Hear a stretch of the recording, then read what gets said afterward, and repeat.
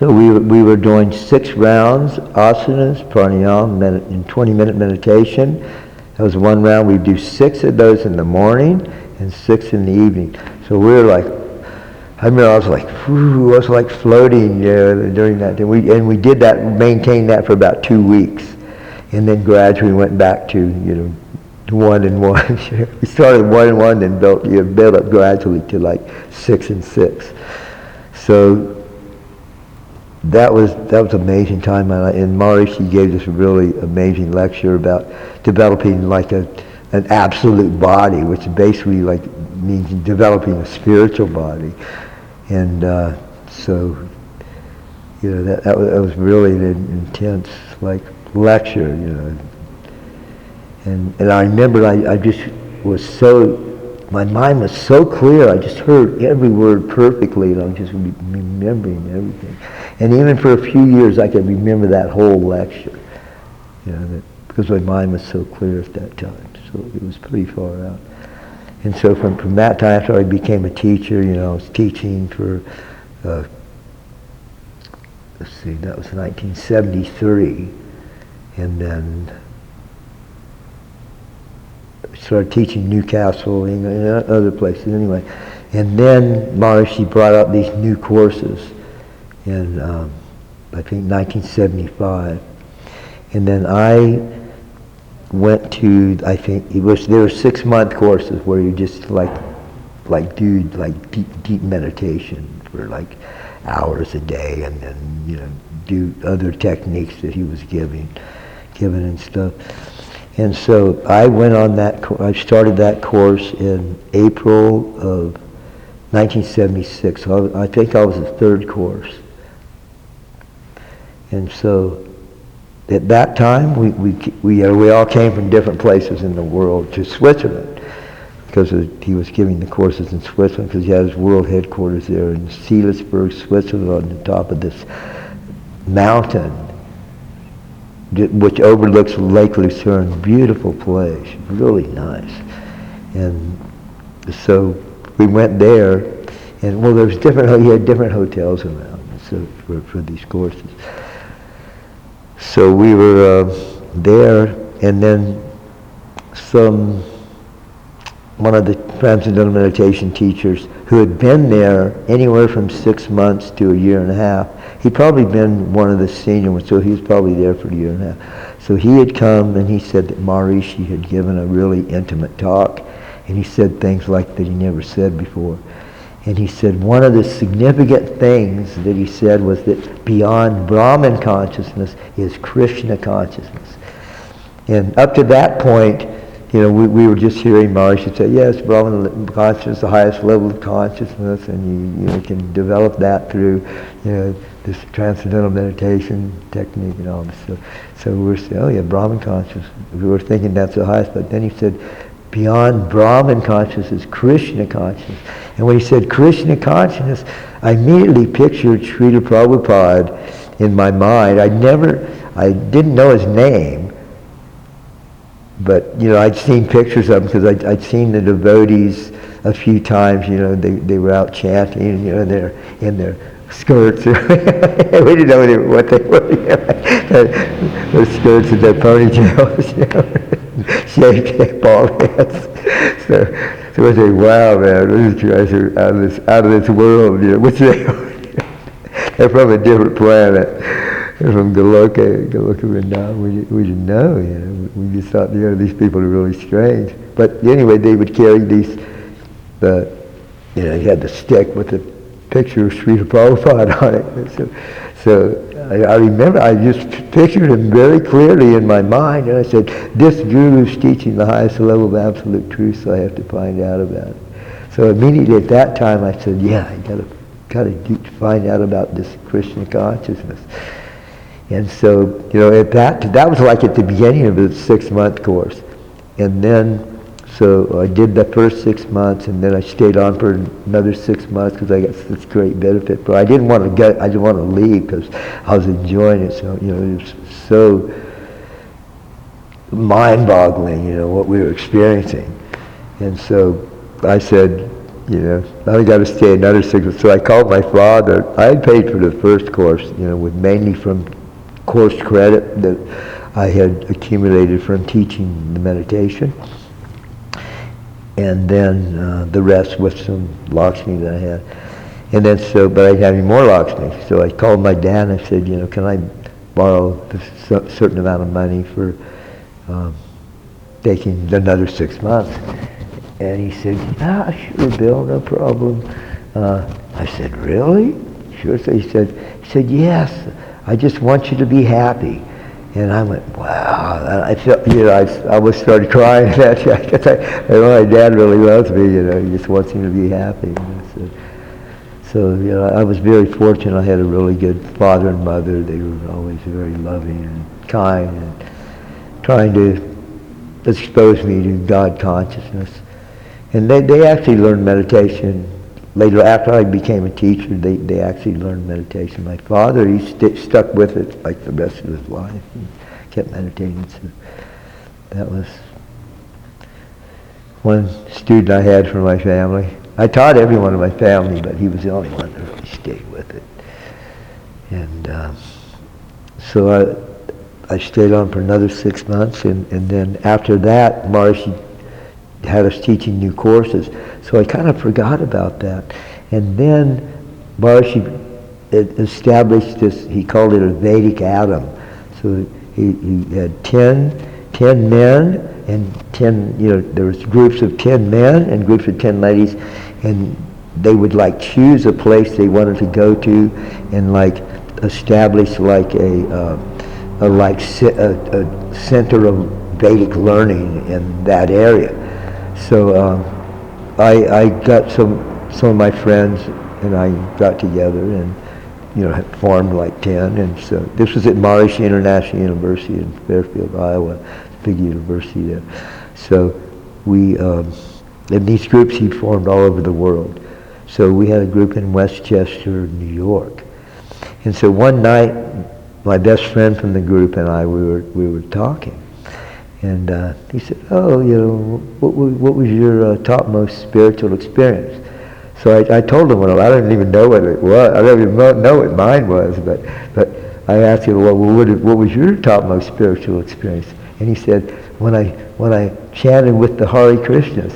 And I went, wow. And then I remembered what that Prabhu had said. And then I said, I really got to find out about this, this was a few years later. That original was in end of April 1976. And then this was in 1980 in the fall sometime. Just before we went to India. We got sent to India for a course with Maharishi, which was really for 2.5 months. And so, when he said that, I said, wow, that's amazing. That was the second, reinforcement, for me to get into transcendental meditation. So then, I was in Berkeley. This was in 1981. I came to the Berkeley Christian Temple. It's still there, the same one. Srila Prabhupada was there, I think, I think he was there both in 1974 and 1975. So he visited that temple. So, it's a very powerful place. So one of my other friends was visiting me from New York, because he was from Connecticut, and we were all on that team in Westchester. And this was a few years later, after the team had broken. I guess we kind of broke up at the end of 80 or beginning of 80. Well, sometime in maybe spring of 81. So maybe later in the summer of 81, he came to visit me. And so we were taking a walk, and when I saw the temple, we were standing in front of the temple, and I wanted to go in. I said, let's go in and find out about this, He was scared, he was reluctant, because he said, I don't want to be polluted by these other people. So, and I said, okay, I'll come back again later. But then, I never made it back, because shortly after that I left Berkeley and went back to Southern California. So then in 1983, in the summer, maybe June or July, I was living on the Kailua Kona Airport Beach. in on the Big Island of Hawaii. Beautiful place. My morning bath, would be, I'd go use the toilet and all that, and then I would jump in the ocean and take bath.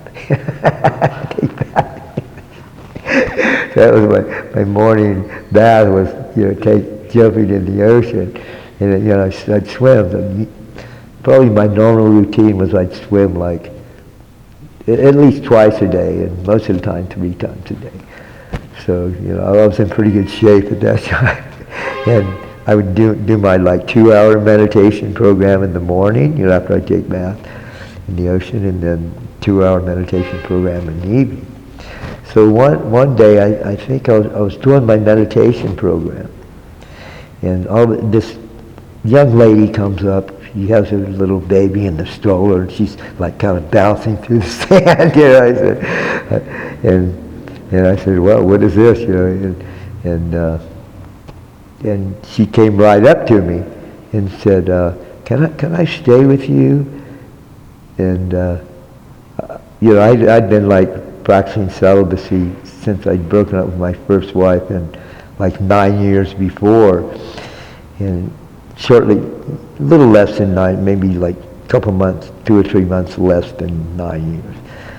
And so I didn't even want to have anything to do with women, because at that time, when I was just celibate all that time, and just doing the meditation. Well, one significant thing that happened during the first 6 months of that course with Maharishi, when we were doing research in consciousness, I completely lost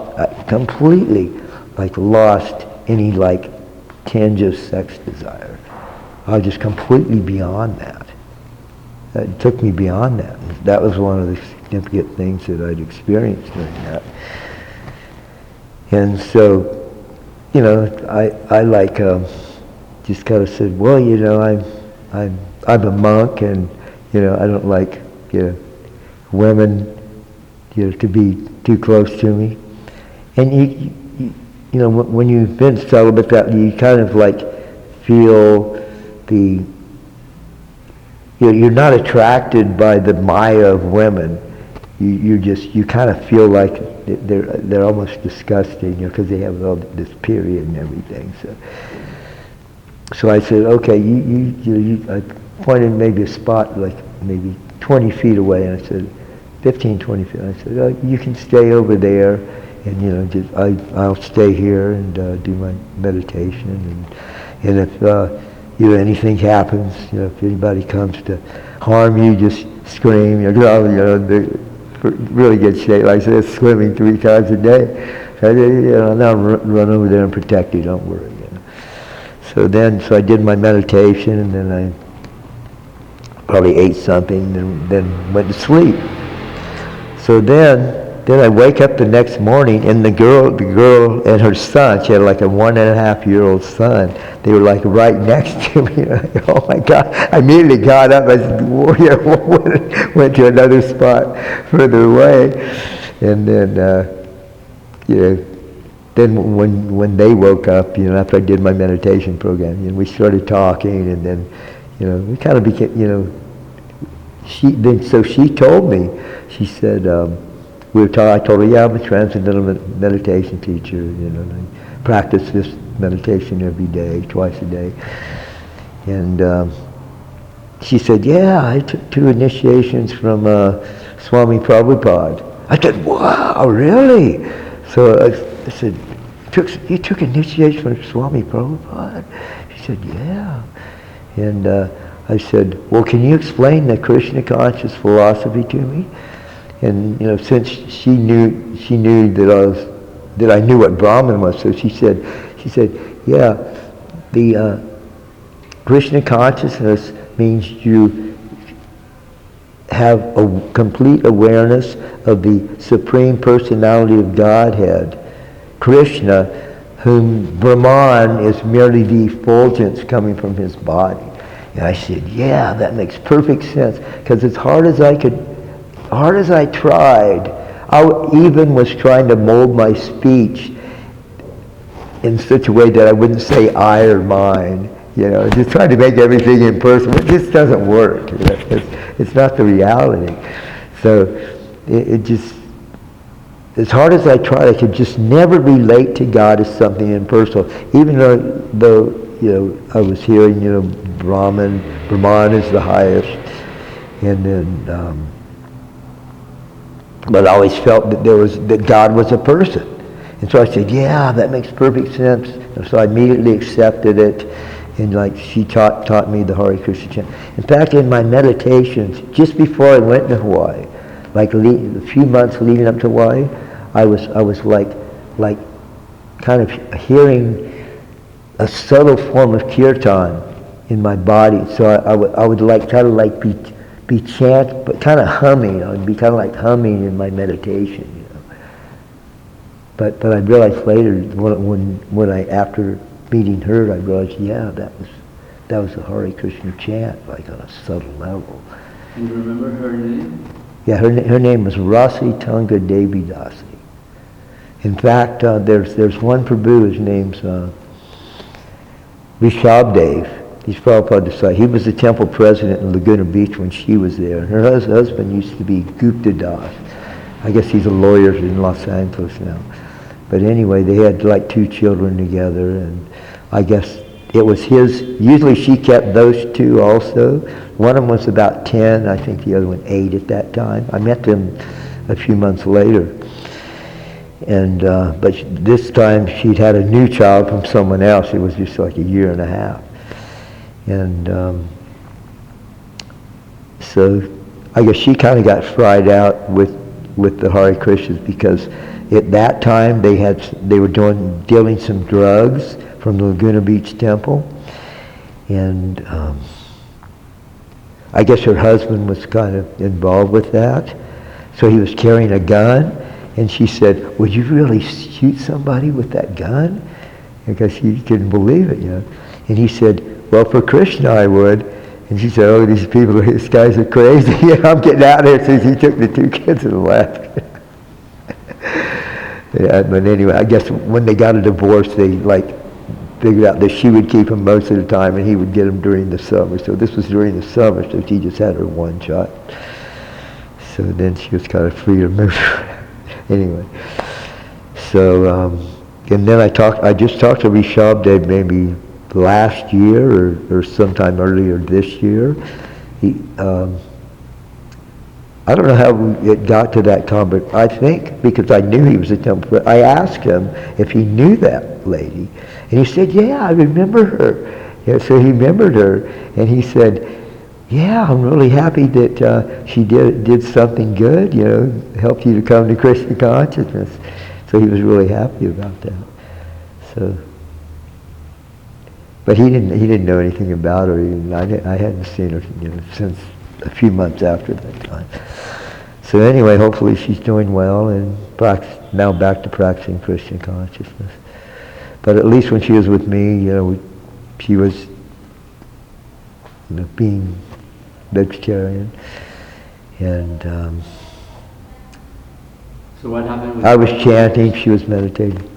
What happened with you afterward? You stayed in Hawaii, or you traveled? Well, that's another story. So I went into this. One thing that's kind of that happened with this girl, like I said, the Hare Krishna girl. We kind of became close, and so the first night that I was with her, besides that other night, this was I think the second night. The first night was the one I told her to sleep over there, she did it next. So anyway, I wasn't attracted to her at all, but I could see she was attracted to me. Because I was like 32 and she was about the same age. And so, I was 32, yeah, 32. And so we were sitting in this parking lot at Hapuna State Beach on the Big Island of Hawaii. And I'm thinking, well, this girl's kind of attracted to me. Maybe I'll, just kind of make her, make her feel good, So